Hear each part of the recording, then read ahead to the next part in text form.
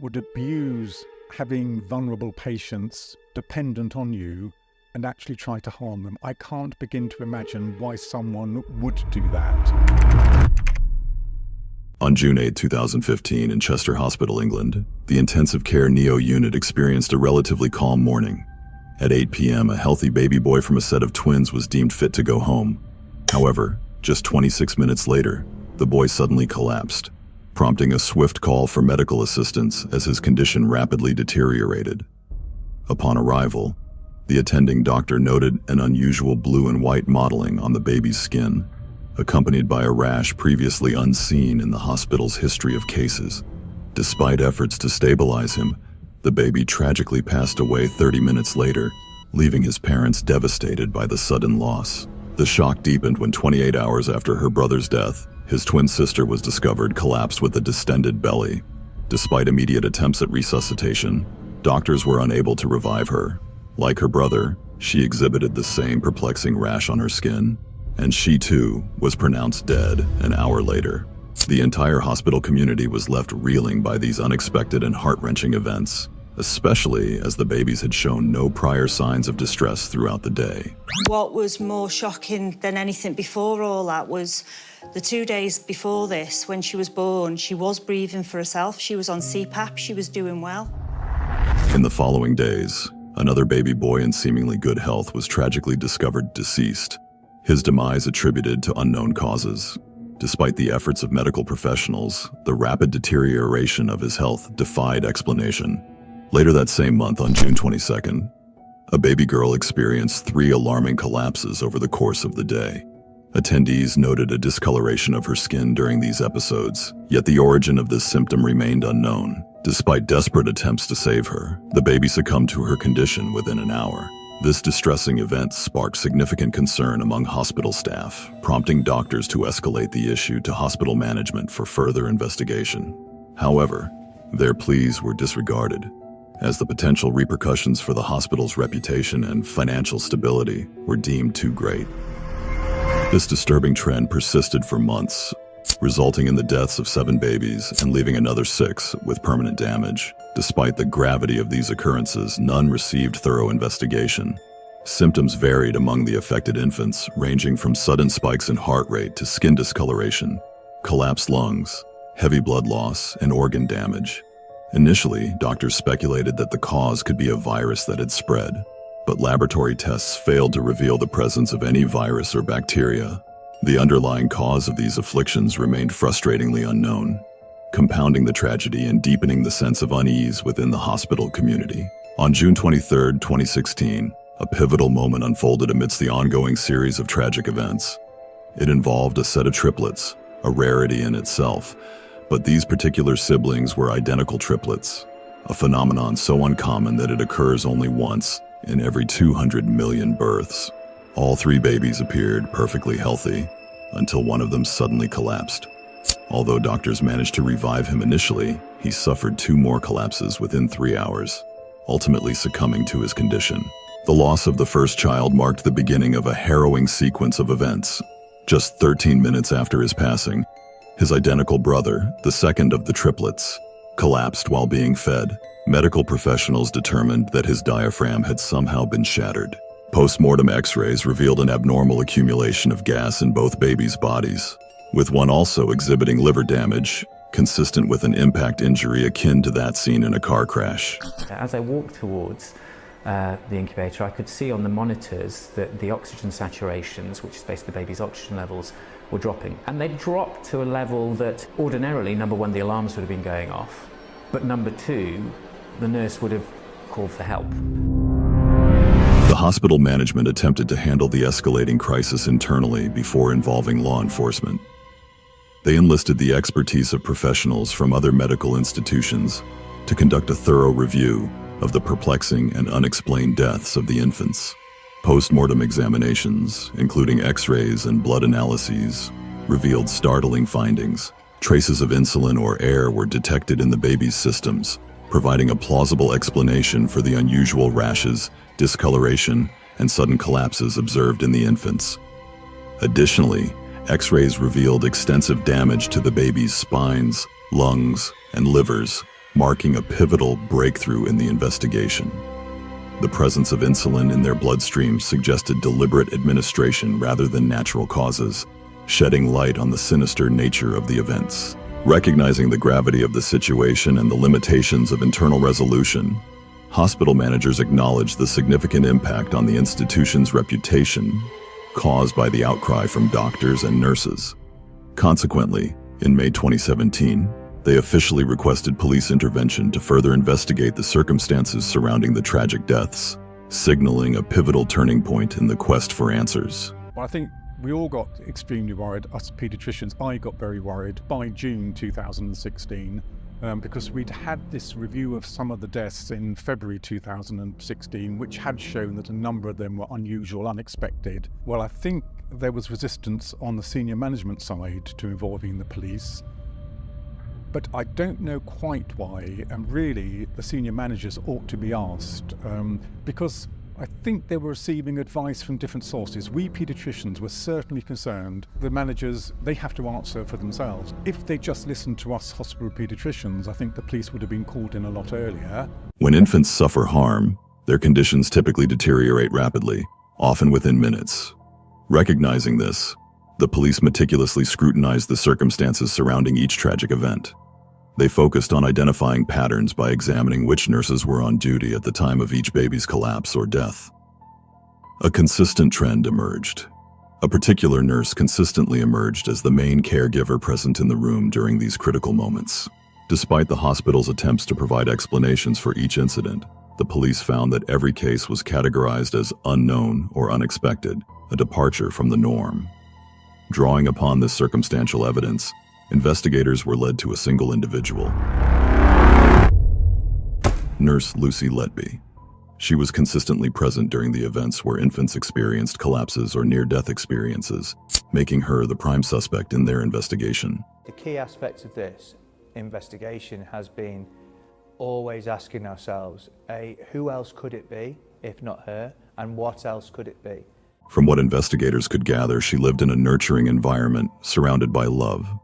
Lucy Letby grew up in a supportive family that encouraged her pursuits. As the sole child, she received undivided attention in everything she desired. Her parents, always thoughtful on special occasions, expressed their love through meaningful gifts. Letby was the humorous member in her group of friends. She was described as funny, kind-hearted, yet reserved.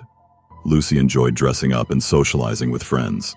However, her early life posed challenges when, due to a challenging birth, Lucy had to be placed in intensive care, where nurses kept a 48-hour watch on her, ultimately saving her life.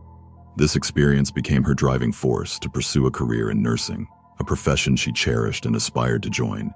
She successfully graduated in September 2011. She commenced her employment at Chester Hospital in 2012 and was assigned to the intensive care unit for babies. On all accounts, her life seemed to go very well. However, unbeknownst to them, this outward success only deepened her internal pain and despair, and is now undergoing thorough investigation by the police. Facing the risk of spending her life in prison, the police arrived at her door and informed her of her impending arrest, with law enforcement suspecting her involvement in 8 counts of murder and 6 counts of attempted murder. During her police interrogation, she remains remarkably calm and composed. Having legal representation, she makes minimal slip-ups, complicating the police's efforts to extract information from her. A comprehensive search of both her residence and her parents' home ensued, yielding an intriguing discovery. She was an avid note-taker who often expressed her innermost thoughts through writing. These notes revealed her engagement in therapeutic writing, a practice aimed at self-expression and emotional release.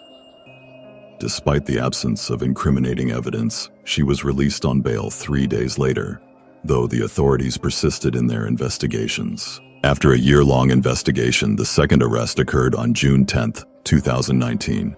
During the subsequent search of both her residence and her parents' home the second time, crucial evidence was discovered. She had penned unmistakable confessions. The notes uncovered during the investigation provided profound insight into her mindset, revealing one of her primary motives. In poignant entries, she expressed sentiments of loneliness and fear, questioning the uncertainties of the future and grappling with feelings of inadequacy. Yet, Interspersed among these vulnerable admissions were chilling revelations of deliberate wrongdoing. "I killed them on purpose because I'm not good enough," she confessed. "I did this. I'm evil," she declared with haunting clarity. In a harrowing climax, she concluded, punctuated by the stark word hate. Letby confided in her diary about her lack of relationships, leading to a sense of despair. Focused on remaining single and childless, she yearned for attention. To cope with these distressing emotions, she adopted numerous cats to care for when she returned home from her job. Despite being granted bail 3 days later, the police persisted in their inquiries. In a significant stride towards understanding her motivations, investigators delved into Letby's psyche. They uncovered a seemingly innocuous decoration in her room, a painting of an owl.